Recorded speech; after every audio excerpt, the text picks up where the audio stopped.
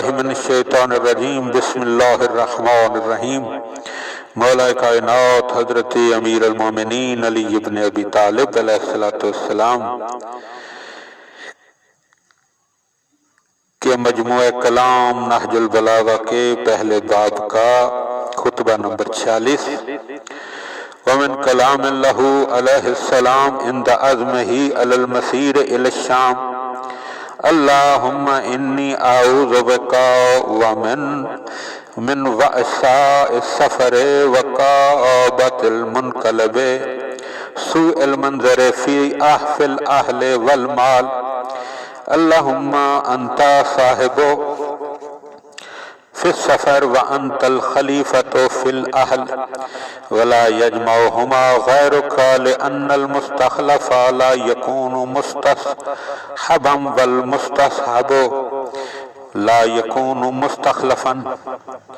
اقول وابتداء هذا الكلام مروي عن رسول الله صلى الله عليه وآله وسلم قد تفاه امیر المومنین علیہ السلام بأبلغ کلام تتمه بأحسن تمام من قوله لا يجمعهما غيرك الى آخر الفصل۔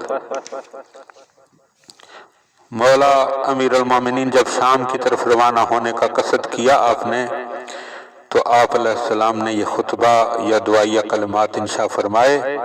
اے اللہ، میں سفر کی مشقت اور واپسی کی اندوہ اور اہل و مال کی بدحالی کے منظر سے پناہ مانگتا ہوں۔ اے اللہ، تو ہی سفر میں رفیق اور بال بچوں کا محافظ ہے۔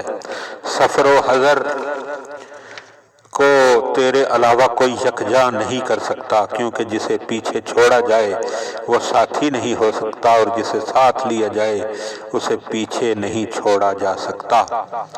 سید رضی علیہ رحمہ فرماتے اس کلام کا ابتدائی حصہ رسول اللہ صلی اللہ علیہ وآلہ وسلم سے منقول ہے۔ امیر المومنین علیہ السلام نے اس کے آخر میں بلیغ ترین جملوں کا اضافہ فرما کر اسے نہایت احسن طریقے سے مکمل فرما دیا ہے، اور وہ اضافہ سفر و حضر کو تیرے علاوہ کوئی یکجا نہیں کر سکتا سے لے کر آخر کلام تک۔